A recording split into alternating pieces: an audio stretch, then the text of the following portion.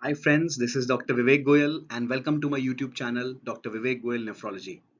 As per your promise, I am back with a video series on electrolyte disorders, and to begin with, I will be discussing calcium. Now, it shall be in a series of 3 videos. So in the very first video, I shall discuss about the important physiology of the calcium homeostasis, and the subsequent videos I shall be discussing hypocalcemia and hypercalcemia. So let's begin with it. Now, regarding the distribution of calcium in the body, calcium is mainly distributed in the extracellular component, which has almost 9 to 10 grams per milligrams per deciliter of calcium. Now, that calcium is again 45% protein bound and 55% is diffusible, that is ultra filtrable calcium. Now, out of that 55%, 45% is the free ionized calcium and 10% is complex calcium. So we can say almost calcium is almost equally protein bound and ultra filtrable. Regarding the intestinal calcium handling, now it is a very selective process through which calcium is reabsorbed from the gut. Approximately 25% of the total dietary calcium is reabsorbed under normal conditions. Now what happens is calcium is reabsorbed through a channel which is known as a transient receptor potential voltage gated 6 channel. Now calcium is reabsorbed through this channel, and the main regulator of calcium reabsorption from the gut is 125 hydroxy vitamin D3, which is the calcitriol. Now what it does is it acts on the vitamin D receptor and it exerts a positive influence on three things. One, it increases the number of the TRPV6 channels. It increases the calbindin D9K, which is the calcium binding protein, as well as it increases the number of the PMCA1B channel, which actually fluxes the calcium out of the cell. So basically, transcellular calcium flux, which is the main pathway through which calcium is reabsorbed, takes to the apical TRPV6 channel, as I told you. And calcitriol is a chief regulator of calcium reabsorption through the gut. This is the reason in states of hypocalcemia, we also supplement the patient with vitamin D, because if the patient is vitamin D depleted, no matter how much calcium you give, the reabsorption will not be completed. Coming to the calcium reabsorption in the kidney. Now, the glomerulus filters approximately 10,000 milligram of complex and ionized calcium in a 24-hour period. But only 250 milligrams of calcium appear in the urine of a normal person. All of the rest gets reabsorbed. But how? The chief site of calcium reabsorption is the proximal convoluted tubule, which reabsorbs almost 50 to 60% of the calcium. Next is the thick ascending loop of Henle, where 20 to 25% of the calcium is reabsorbed, and the rest of the parts, that is distal tubule, which absorbs approximately 5 to 10%, and collecting duct, which absorbs less than 2%. So to say, the chief sites of calcium reabsorption are proximal convoluted tubule and thick ascending loop of Henle. We shall now understand the applied physiology and the applied medicine of this reabsorption. Now, coming to the reabsorption in the proximal convoluted tubule. First of all, it is absolutely a passive process. It is not an active process. Now, calcium is reabsorbed here through two pathways primarily. One is the transcellular pathway, and second is the intercellular pathway. Now, the transcellular pathway, that is to the TRPV6, is a very minute portion of calcium is reabsorbed through this pathway. So where does it gets reabsorbed from? In majority, the majority of the calcium gets reabsorbed through the intercellular tight junction proteins, the intercellular tight junction pathway, that is the claudin 2. Now, the very important thing is the PCT reabsorption of calcium is not influenced by hormones or any factors, but what it is influenced by is sodium, and this is a very important thing to understand. So sodium determines how much of calcium will be reabsorbed to the PCT, and mind you, it reabsorbs almost 50 to 60% of the calcium. Now, if you give in a volume overloaded state or you give a high salt diet, what happens is that sodium will not be reabsorbed through the PCT because the patient is already loaded with salt. Now, when that sodium is not reabsorbed, that calcium also is not reabsorbed through convection through the Claudin 2 channel. And when that calcium is not reabsorbed, it is actually lost here into the tubular fluid and ultimately goes into the urine. And so this patient is more prone to form calcium stones. That is the reason if a patient has recurrent calcium stones and if you're asked to prescribe a diet to him, you do not prescribe him a low calcium diet, but you prescribe him a low salt diet because it is the salt, it is the sodium which actually determines the amount of calcium in the urine.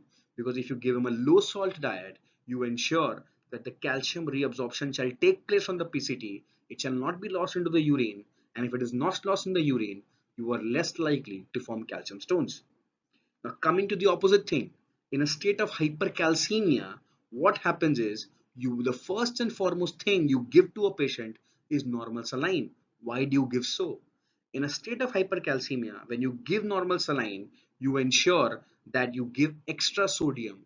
So that sodium will not be reabsorbed, and along with that sodium, what will not be reabsorbed is calcium, and there you will lose again calcium in the urine, and hence the calcium in the blood shall decrease and your hypercalcemia shall improve. This is the reason the first and the foremost treatment of any hypercalcemic patient is normal saline. I shall also teach you this again when I shall be dealing with hypercalcemic disorders. So we have understood the importance of calcium reabsorption to the PCT actually tells us how to treat calcium stones and how to treat hypercalcemia. Coming to the loop of Henle. Again, the loop of Henle reabsorption of calcium is a passive transport. And again, the transcellular pathway is a very, very minute pathway. And the paracellular pathway, where the calcium and magnesium are reabsorbed through the intercellular tight junction proteins from here, that is by the Claudin 16 and the Claudin 19. This is the majority this is the pathway through which the majority of the calcium is reabsorbed. But again here, it is driven by the positive transepithelial potential difference, which is generated by this channel. So actually, it is the sodium potassium 2 chloride, which is a loop diuretic sensitive channel that determines how much of calcium shall be reabsorbed through the loop of Henle. Now, if this channel, if the Claudin 16 and the Claudin 19 suffer a loss of function mutation, that is, if they do not function, what will happen is you will not reabsorb calcium, you will not reabsorb magnesium, and you will lose both of them in the urine. And that is why that disorder is known as familial hypomagnesemia with hypercalciuria and nephrocalcinosis, which is abbreviated as FHHNC. I repeat, familial hypomagnesemia because you're losing magnesium, hypercalciuria because you're losing calcium in the urine, with nephrocalcinosis because you develop calcium stones and calcium deposition in the kidney. Now it must be sounding familiar to you and very similar to a disorder which I discussed in my video a few days back, and that was a disorder which was known as FHH. Now that FHH is different from this FHHNC, mind you. That FHH was a loss of function mutation of the calcium sensing receptor, which is this. Now that calcium sensing receptor when lost when was suffering a loss of function mutation was giving rise to a disorder, familial hypocalciuric hypercalcemia. So let me tell you, these two are absolutely opposite disorders. One causes hypercalciuria, the second causes hypocalciuria. One is a mutation of the Claudin 16 and the Claudin 19, and one is a mutation of the calcium sensing receptor. Now, very metaphorically, they are also placed opposite to each other in the loop of Henle. I hope I'm clear. Now, so again, we've understood that in the loop of Henle, the calcium reabsorption is only driven and only regulated by the ECF volume and very little by the hormones. Coming to the distal tubule. Now, this is a very important question that one might be asked, that which is the site in the kidney which only has the active transport of calcium, and the answer is the distal tubule. Rest all of it was passive. Now, this is the place where the transcellular pathway dominates the calcium reabsorption.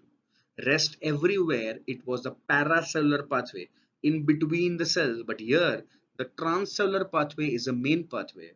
And the third difference, this is the only site which is hormonally regulated by parathormone, calcitonin, and calcitriol.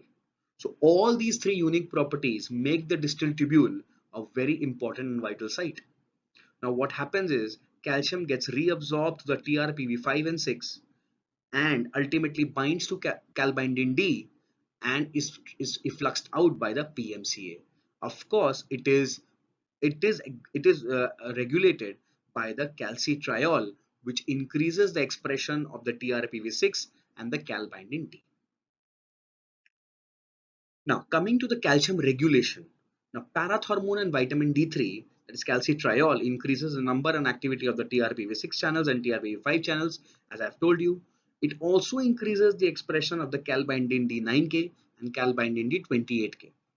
Now, the extracellular calcium, it activates the calcium sensing receptor, which was on the basolateral aspect of the loop of Henle, and reduces the renal tubular calcium reabsorption and causes calciuresis. So basically, calcium inhibits its own reabsorption.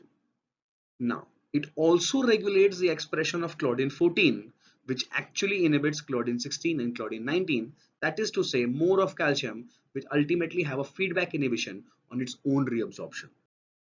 Now, coming to loop diuretics, we've been studying since second year pharmacology that the very important side effect of loop diuretics is hypercalciuria, and thiazides cause hypocalciuria. But how do they cause it, and what is the therapeutic benefit for us in medicine? We shall study it now. Now, loop diuretics inhibit the sodium potassium 2 chloride co-transport on the apical aspect of the loop of Henle.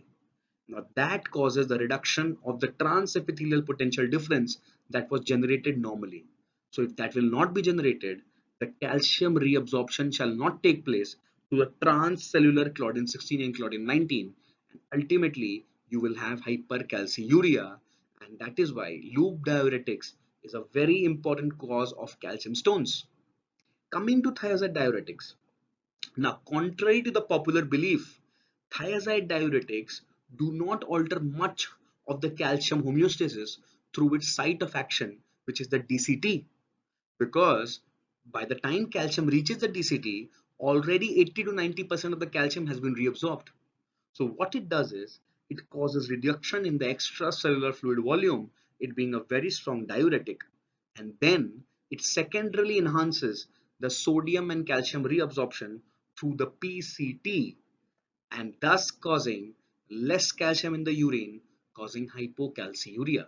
So basically, thiazide, though its primary site of action is DCT, it actually induces the calcium and sodium reabsorption in the PCT, which is the main site of reabsorption, and causes less of urinary calcium.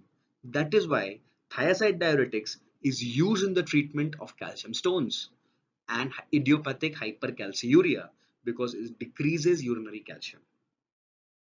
Now, coming to the defense against hypercalcemia and hypocalcemia, if there is increased serum calcium, it activates the calcium sensing receptor, which is the G protein coupled receptor on the parathyroid gland. It causes decreased parathyroid hormone release and increases calcitonin release, which causes three things. Number one, it increases the renal calcium excretion, it decreases the mobilization of calcium from the skeleton, and it decreases the calcitriol synthesis and decreases the active calcium reabsorption from the gut. So it decreases the gut absorption, decreases the renal absorption, and decreases the mobilization from the bones, and thus we achieve a normal calcium. And the very opposite happens in states of hypocalcemia. So I hope you like the video. Thank you very much. Do like, share and subscribe, and please do not forget to tap the bell button. This is my Facebook page, that is Love for Medicine, and my YouTube channel is in the name of Dr. Vivek Goel, Nephrology. Please give your comments in the comment section. And thank you very much.